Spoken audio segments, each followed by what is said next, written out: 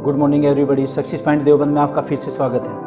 आज की वीडियो हमारी बहुत इंपॉर्टेंट होने वाली है, क्योंकि आज हम पैट यूपी ट्रिपल एसएससी या पैट 2021 के बारे में बहुत डीपली चर्चा करने वाले हैं। देखना, इस पर हम जो चर्चा करेंगे, एक तो ये पैट एग्ज़ाम क्यों लागू किया गया और इसे पास करने के बाद में क्या होगा, ये केवल एक क्वालिफाइंग टेस्ट होगा या इसके मार्क्स भी बाद में जोड़े जाएंगे, और इसका क्या क्या सिलेबस होगा, कौन कौन से पोर्शन हमें मैथमेटिक्स में या जीके में करने हैं और कौन से पोर्शन कितने मार्क्स के आएंगे।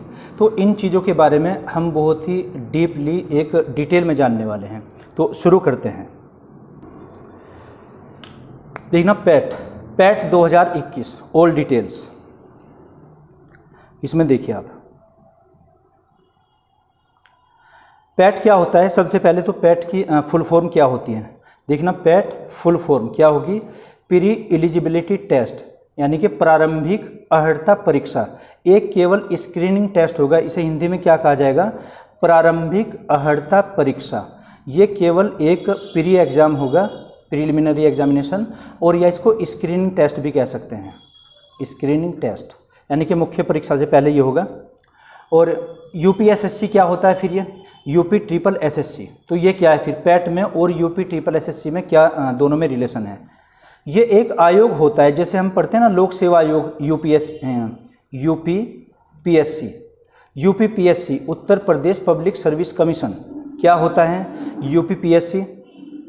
इसका हमारा मुख्यालय कहाँ है, इलाहाबाद में। हर राज्य का एक ये लोक सेवा आयोग हुआ करता है। लेकिन जो एलाइड जॉब्स होती हैं, जो अधीनस्थ सर्विसेज होती हैं, ग्रुप बी के लिए या ग्रुप सी के लिए होती हैं, है ना, समूह बी या फिर सी के लिए, उसमें एक अलग से एलाइड इसका कमीशन बनाया गया है, Uttar Pradesh subordinate service selection commission. UP triple SSC की फुल फॉर्म क्या हो जाएगी, Uttar Pradesh subordinate service selection commission. Hindi में क्या कहा जाएगा इसे, उत्तर प्रदेश अधीनस्थ सेवा चयन आयोग। इसका मुख्यालय कहाँ रहेगा, लखनऊ में।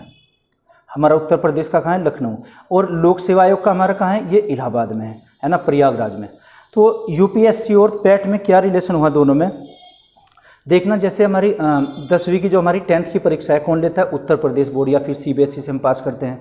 ऐसे ही क्या है, जो हमारा ये आयोग बना हुआ है, ये पैट की परीक्षा का आयोजन करेगा। समझो कि ये तो उत्तर प्रदेश इलाहाबाद हमारा बोर्ड है, और यहाँ पर जो पैट है ये 10वीं की या 12वीं की परीक्षा है। जैसे हमने 10वीं परीक्षा कहाँ से पास की है, यूपी बोर्ड से पास की, माध्यमिक शिक्षा परिषद।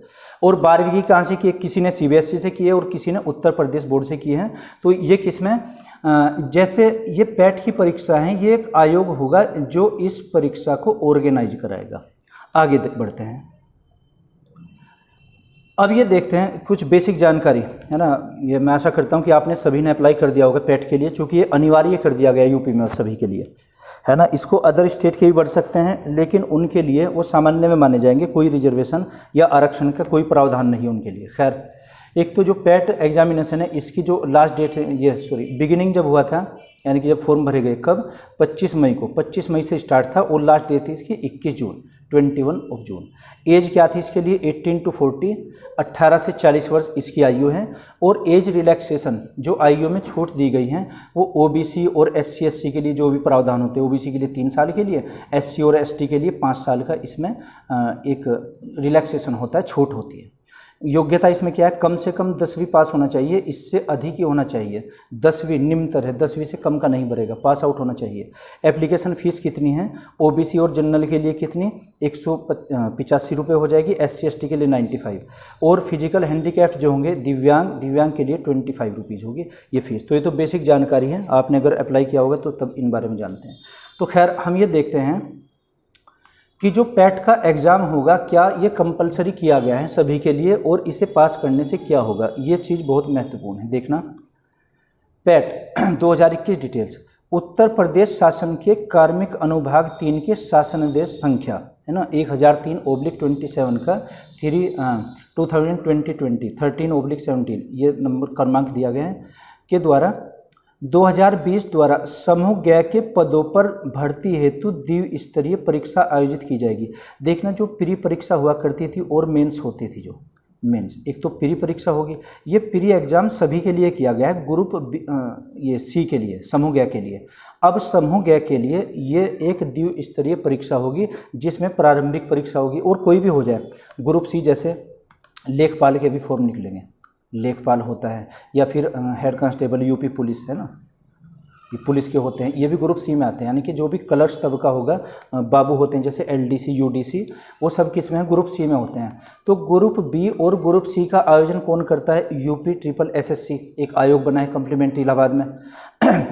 ग्रुप सी में कौन सी जॉब आएंगी, जो भी क्लर्क रैंक की होंगी ग्रुप सी की हैं। तो ग्रुप सी की अब परीक्षाएं 2 चरणों में होगी। एक तो चरण पैट सबके लिए अनिवार्य कर दिया गया, जैसे मसलन आगे निकलने आने वाली है पोस्ट उसके लेखपाल के, तो लेखपाल के लिए हमें पैट अनिवार्य कर दिया जाएगा। उसके बाद में भी अगर यूपी पुलिस की निकलती हैं भर्तियाँ, तो यूपी पुलिस के लिए भी पैट अनिवार्य हो जाएगा। तो क्या दिखा है इसमें, समूह ग के पदों पर भर्ती हेतु द्विस्तरीय परीक्षा प्रणाली अपनाए जाने हेतु अनुमोदन प्रदान किया गया है। उक्त निर्णय के क्रम में उत्तर प्रदेश अधीनस्थ सेवा चयन आयोग यानी कि यूपी ट्रिपल एसएससी की परिधि में आने वाले समूह ग के समस्त पदों पर चयन हेतु भविष्य में द्विस्तरीय का मतलब जो 2 चरणों में होगी, प्री और मेन एग्जाम जो होगा, द्विस्तरीय परीक्षा प्रणाली के आधार पर चयन संबंधी कार्यवाही की जाएगी। यह स्पष्ट किया जाता है कि द्विस्तरीय परीक्षा प्रणाली केवल भविष्य में विज्ञापित किए जाने वाले पदों हेतु मान्य होगी। अब तक जितने भी इस डेट से पहले जितने भी फॉर्म निकले हैं उनमें कोई द्विस्तरीय परीक्षा नहीं होगी, लेकिन अब जो आगे फॉर्म आएंगे उनके लिए अनिवार्य है द्विस्तरीय परीक्षाएं होंगी। जो पद पूर्व में विज्ञापित किए जा चुके हैं उनके सापेक्ष चयन की कार्यवाही संबंधी विज्ञापन में उल्लिखित प्रक्रिया अनुसार ही होगी। जैसे अभी ये दिया था पुलिस के आए हैं एसआई के लिए, तो एसआई में तो एक ही परीक्षा होगी, बाद में फिजिकल मेडिकल होता है ये सब में हो तो, लेकिन भविष्य में अब जो भी आएंगे चाहे वो ग्रुप सी के हों, अगर सरकार चाहे तो बी पर भी लागू कर सकती है। तो पैट सबके लिए अनिवार्य कर दिया गया है। ये केवल एक प्रारंभिक परीक्षा होगी। आगे देखते हैं प्रारंभिक अर्हता परीक्षा, ये जो पैट होगा पीईटी, पैट की अनिवार्यता, क्या ये अनिवार्य है, मैंडेटरी सबके लिए? जी हाँ, ये मैंडेटरी है। क्या? उत्तर प्रदेश अधीनस्थ सेवा चयन आयोग, इसको क्या कहेंगे इंग्लिश में, UP triple SSC. UP triple SSC की परिधि में आने वाले विभिन्न विभागों के विभिन्न पदों पर चयन हेतु इच्छुक समस्त अभ्यर्थियों द्वारा प्रारंभिक अर्हता परीक्षा यानी कि पैट परीक्षा में प्रतिभाग किया जाना अनिवार्य है। अब ये अनिवार्य कर दिया गया, हमें पैट पास करना ही पड़ेगा और इसकी वैधता 1 वर्ष तक होती है। ये जो स्कोर कार्ड आएगा वो 1 वर्ष तक मान्य होगा। 1 वर्ष जैसे उसकी डेट हो जाएगी, हमें फिर से पास करना पड़ेगा। ये नहीं कि हमने एक ही बार पास कर लिया और वो लाइफ टाइम वही रहेगा, ऐसा नहीं है। आगे पढ़ते हैं। आयोग द्वारा विज्ञापित किए जाने वाले किसी भी पद पर चयन हेतु मुख्य परीक्षा के लिए अभ्यर्थियों की श्रेणीवार लंबवत और क्षैतिज आरक्षण के अनुसार मेरिटवार शॉर्ट लिस्टिंग उसके प्रारंभिक अर्हता परीक्षा के स्कोर के आधार पर ही की जाएगी। यानी कि जब मेरिट बनेगी तो मेरिट में पैट का भी रिकॉर्ड देखा जाएगा, ये मार्क्स के आधार पर भी वो बनेगी। जैसे हमारे मान लीजिए इसमें 70% मार्क्स आए हैं ना, 100 नंबर की परीक्षा होगी। आगे हम चर्चा करेंगे किस पोर्शन से कितना और निगेटिव इसमें मार्किंग होगी या नहीं, है ना। इसमें 0.25 निगेटिव मार्किंग भी होगी। तो पैट का हमारा रिकॉर्ड जोड़ा जाएगा, इसके आधार पर मेरिट तय होगी। आगे, यदि किसी अभ्यर्थी द्वारा प्रारंभिक अर्हता परीक्षा में प्रतिभाग नहीं किया गया तो उसके द्वारा आयोग द्वारा आयोजित की जाने वाली किसी भी मुख्य परीक्षा हेतु आवेदन नहीं किया जा सकता। जो पैट पास नहीं करेगा, जो ये परीक्षा पास नहीं करेगा, वो आगामी परीक्षा में पार्टिसिपेट नहीं करेगा, क्योंकि वहाँ पर ऐसा उसमें डिटेल होगी कि पैट का नंबर भी लिखा जाएगा, रजिस्ट्रेशन नंबर या हमारा रोल नंबर। ठीक है जी। तो आगे देखिए, स्क्रीनशॉट लेते रहिए आप इनका। पैट की डिटेल, स्कोर, जब हम ये परीक्षा पास करेंगे तो क्या होगा, स्कोर कार्ड हमारे पास आएगा, एक ये वेबसाइट पर भी रहेगा।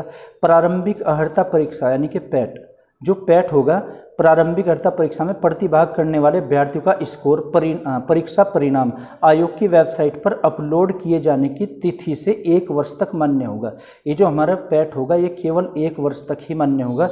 इसके बाद हमें परीक्षा फिर दोबारा देनी पड़ेगी, है ना, जैसे भी आयोग निर्णय ले सकता है। आगे देखते हैं। देखना, पैट परीक्षा का प्रारूप क्या होगा, फॉर्मेट क्या होगा और इसका पाठ्यक्रम क्या होगा, सिलेबस, इसकी बात करते हैं। ये बहुत इंपॉर्टेंट चीज़ है ना। सिलेबस में अलग अलग भी डिफाइन किया है आयोग ने। तो प्रारूप क्या होगा इसका, टोटल नंबर ऑफ क्वेश्चन, जो इसमें 100 क्वेश्चन होंगे, 100 क्वेश्चन ऑब्जेक्टिव आएंगे और जो जीके के होंगे, विभिन्न सब्जेक्ट्स के होंगे, जिसमें हिंदी भी होगी, इंग्लिश भी होगी, मैथमेटिक्स, रीजनिंग और सारी इसमें जीके ही होगी। किसी पोर्शन से 5-5 नंबर का है, किसी से 10 नंबर का भी, जैसे करंट इसमें जीके वो 10 नंबर की गई है। देखते हैं फिर भी मैक्सिमम मार्क्स कितने, टोटल क्वेश्चन कितने होंगे, 100 क्वेश्चन होंगे।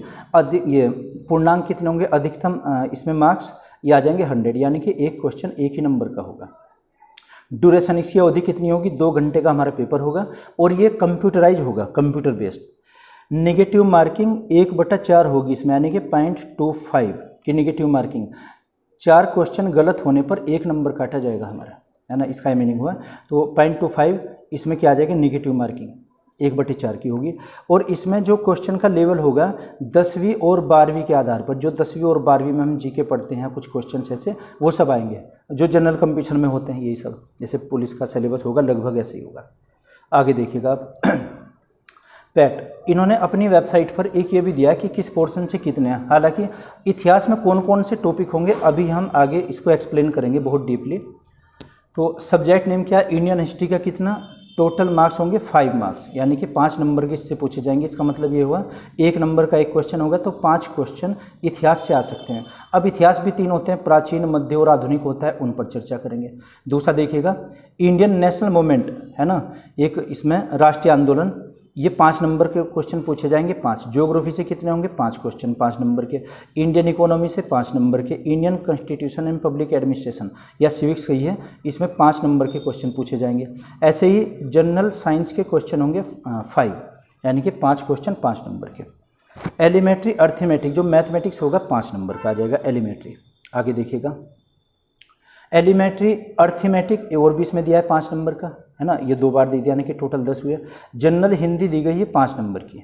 ऐसे ही इंग्लिश दी है 5, लॉजिकल रीजनिंग 5 मार्क्स की है, करंट अफेयर 10 मार्क्स की है। ऐसे ही जनरल अवेयरनेस जीके इसमें भी दे दी गई। जनरल अवेयरनेस में नहीं कि करंट भी इसी में जोड़ा जाएगा, नहीं, क्योंकि ये भी जनरल अवेयरनेस ही आगे, ये भी 10 मार्क्स की दी गई है। और हिंदी गद्यांश और व्याकरण ये 10 मार्क्स के ये भी दिए गए हैं, हिंदी भी इसमें की गई है। तो अब हम इसमें देखते हैं कि टॉपिक वाइज अलग अलग वो कितना जोड़ा गया है, कौन सा पोर्शन कितने मार्क्स का लिया गया है, कौन कौन से हैं, ये आगे इससे भी इम्पोर्टेंट है देखना। विज्ञापन संख्या 01 परीक्षा 2021 का संलग्नक, है ना, क्या दिया गया इसमें, प्रश्नों की संख्या कितनी 100 जो आपको अभी बताया है, और परीक्षा की अवधि 2 घंटा होगी। पूर्णांक कितने हो जाएंगे, 100 नंबर का पूर्णांक, यानी कि एक क्वेश्चन 1 नंबर का होगा, 1 मार्क्स का होगा। आगे पहला इसमें पोर्शन दिया है भारतीय इतिहास। भारतीय इतिहास आपको अभी डिस्कस जो हमने किया 5 नंबर का होगा, इससे 5 क्वेश्चन आएंगे। कहाँ कहाँ से आएंगे, जैसे इंडियन हिस्ट्री से सिंधु घाटी सभ्यता से क्वेश्चन आएंगे, वैदिक संस्कृति से क्वेश्चन आएंगे, बौद्ध धर्म से आ सकता है, जैन धर्म, है ना, ये गौतम बुद्ध, महावीर स्वामी, और मौर्य काल के दिए गए हैं, गुप्त वंश, हर्षवर्धन, है ना, राजपूत काल, ये राजपूत काल, सल्तनत काल, मुगल साम्राज्य, मराठा, ब्रिटिश काल का अभ्युदय और प्रथम स्वतंत्रता संग्राम, और ब्रिटिश राज की सामाजिक आर्थिक प्रभाव, ये सब क्या दिए गए हैं, इतिहास के पार्ट है। इनमें से 5 क्वेश्चन आएंगे 5 नंबर का। ये बहुत इंपॉर्टेंट है, सिलेबस बहुत मुश्किल से मिला है, आप इसे या तो नोट करते रहिए या फिर स्क्रीनशॉट ले लीजिए, बाद में इसको नोट कीजिए, क्योंकि जो पैट एग्जाम है ये सबके लिए अनिवार्य कर दिया गया। आगे देखते हैं दूसरा क्या, भारतीय राष्ट्रीय आंदोलन, है ना, ये भी वैसे तो इतिहास का ही पार्ट है। इसमें क्या किया गया है, स्वाधीनता आंदोलन के प्रारंभिक वर्ष, स्वदेशी तथा सविनय अवज्ञा आंदोलन, जैसे गांधी जी की दांडी यात्रा थी वो भी इसमें किया गया है इंक्लूड। क्रांतिकारी आंदोलन तथा उग्र राष्ट्रवाद, है ना, जैसे भगत सिंह, है ना, सूर्य सेन, या फिर ये राजगुरु के बारे में जो क्रांतिकारी हुए। अच्छा, विधायी संशोधन क्या क्या हुए ब्रिटिश इंडिया में, जो एक्ट बने हुए हैं, कानून। भारत छोड़ो आंदोलन, quit India movement, Azad Hind फौज, यानी कि जो नेताजी सुभाष चंद्र बोस के बारे में, ये अलग से इससे 5 क्वेश्चन आएंगे, और 5 इतिहास से आएंगे, 5 का ही दिया गया अलग से। तो ये आप नोट करते रहिए, क्योंकि सिलेबस पर होना बहुत इंपॉर्टेंट है। किसी भी एग्जाम में हम क्या समझते हैं कि क्या चीज़ हमें पढ़नी इंपॉर्टेंट है, लेकिन क्या हमें छोड़नी है वो उससे भी ज़्यादा इम्पोर्टेंट है। आप ये सिलेबस नोट करते रहिए। गर्मी बहुत ज़्यादा है, ये वीडियो फ़ैन ऑफ करके शूट करनी पड़ती है।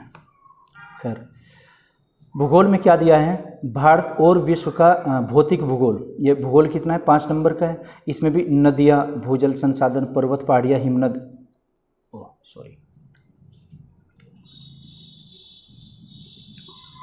ये स्लाइड प्रॉब्लम आ गई। तो भूजल संसाधन दिया है और यहाँ पर पर्वत पहाड़ियों और हिमनद के बारे में, मरुस्थल शुष्क क्षेत्र, वन, खनिज संसाधन, भारत और विश्व का राजनीतिक भूगोल, है ना, जलवायु तथा मौसम, टाइम जोन के बारे में दिया है, जनसंख्या के बारे में दिया है, जनसंख्या परिवर्तन और प्रवास। ये कितना है, 5 मार्क्स का है। ऐसे ही ये दिया गया है भारतीय अर्थव्यवस्था। भारतीय अर्थव्यवस्था कितनी, 5 मार्क्स की, 5 नंबर की। भारतीय अर्थव्यवस्था 1947 से 1991 तक। योजना आयोग, योजना आयोग का वर्तमान अब नाम क्या है इसका, नीति आयोग। और पंचवर्षीय योजनाओं के बारे में, मिश्रित अर्थव्यवस्था, हरित क्रांति, दुग्ध विकास यानी कि ऑपरेशन फ्लड, ये क्या है इसमें, श्वेत क्रांति।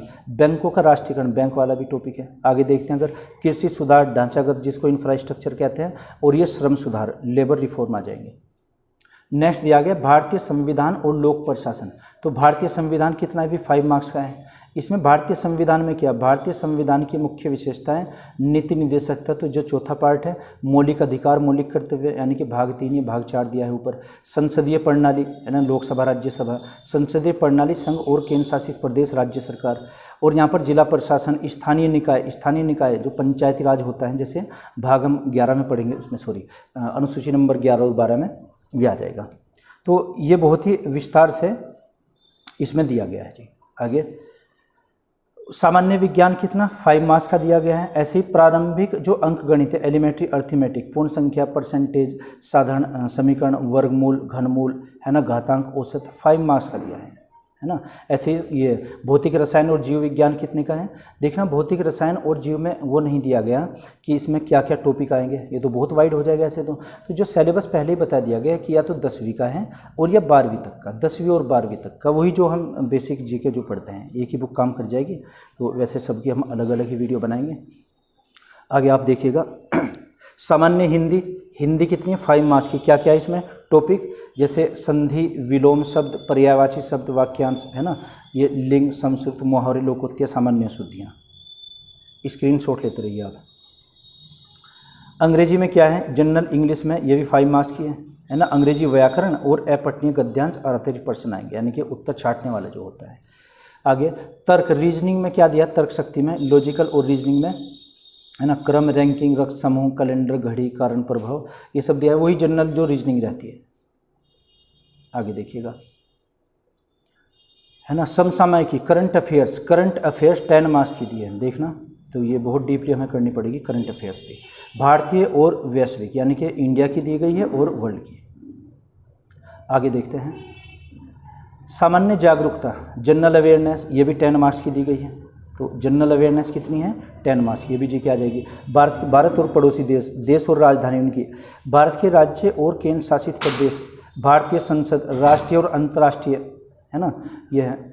और भारतीय पर्यटन स्थल, भारत की कला संस्कृति, विश्व के खेल, भारतीय अनुसंधान संगठन, पुस्तकें, लेखक, पुरस्कार और विजेता इसमें दिए गए हैं। जलवायु परिवर्तन पर दिया गया है लेख। आगे 10 मार्क्स की इसमें गद्यांश दिया गया है, हिंदी गद्यांश, है ना, अपठनीय जो होता है 10 मार्क्स का, इसमें यानी कि उत्तर छाटने इसके 2 पैरे आएंगे। और ये ऐसे ही ग्राफ की व्याख्या, ग्राफ कितने नंबर का, 10 मार्क्स का दिया है, जो हम DI पढ़ते हैं, डाटा इंटरप्रिटेशन, मैथमेटिक्स का एक टॉपिक आ जाएगा, ग्राफ की व्याख्या और विश्लेषण। प्रत्येक पर 5% बनेंगे, यानी कि 2 ग्राफ आएंगे तो 2 में 5-5 नंबर का होगा, जैसे SSC में आता है। आगे तालिका की व्याख्या और विश्लेषण, 2 तालिका आएंगी 5-5 नंबर की। देखना जो 20 नंबर का है ना, ये स्टेटिक्स होता है, स्टेटिस्टिक्स, सांख्यिकी, DI कहिए आप इसको, ये DI आएगा। मैथमेटिक्स का टॉपिक है, RS वाले की बुक में भी, SD यादव में भी, सबसे लास्ट में जो लिखा रहता है इसका शायद 28 या 29 चैप्टर है। तो देखना मैथमेटिक्स में इसमें बहुत मार्क्स आ सकते हैं हमारे।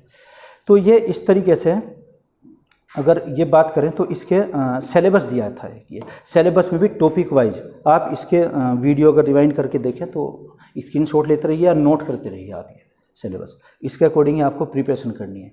आगे शर्तें क्या दी गई हैं, देखना शर्तें, क्रमांक 01 से 9 तक अंकित शैक्षणिक विषयों से संबंधित प्रश्नों की कठिनाई का स्तर, डिफ़िकल्टी जो लेवल होगा, राष्ट्रीय शैक्षणिक और अनुसंधान परिषद NCERT, जो NCERT द्वारा निर्धारित सेकेंडरी और सीनियर सेकेंडरी मीन्स क्या हो जाएगा 10वीं और 12वीं लेवल का इसमें पूछा जाएगा। और परीक्षा का प्रकार क्या होगा, परीक्षा का प्रकार वस्तुनिष्ठ प्रकृति का प्रश्न पत्र, बहुविकल्पीय ऑब्जेक्टिव टाइप में, है ना, प्रश्नों पर आधारित होगा। ऑब्जेक्टिव होंगे सारे क्वेश्चंस और प्रत्येक गलत उत्तर हेतु 1/4 अंकों की कटौती की जाएगी, यानी कि -0.25। इसमें क्या दिया है, ये गलत। 4 क्वेश्चन पर 1 मार्क्स कटेगा हमारा, अगर 4 गलत होते हैं तो 1 नंबर काट लिया जाएगा, तो इसमें नेगेटिव मार्किंग भी है ना। तो परीक्षा का आयोजन क्या होगा, वो वेबसाइट पे उसमें डाल दिया जाएगा। तो इसमें बीच बीच में आपको अवेयर कराते रहेंगे, इसमें जो भी अपडेट्स आएंगे इसके। तो ये मैं आशा करता हूँ आपकी समझ आया होगा। और ये परीक्षा देखना, पास करनी बहुत अनिवार्य है अब यूपी के एग्जाम्स के लिए। और अदर स्टेट के भी इसको अप्लाई कर सकते हैं। सारी डिटेल अगर देखें, उसमें एक पॉइंट ये भी लिखा हुआ है कि वो सब जनरल में माने जाएंगे। हमारा जो रिजर्वेशन इसमें रहेगा SC ST OBC के लिए जो रहता है कट ऑफ की राज्य सरकार का, वही नियम लागू होंगे इसमें। तो इसकी विशेष हमें तैयारी करनी पड़ेगी, क्योंकि ये पास करना बहुत अनिवार्य है। आप इसकी इम्पोर्टेंस जान गए होंगे, इसीलिए तो ये मैं आशा करता हूँ आपकी समझ आया होगा। Thank you.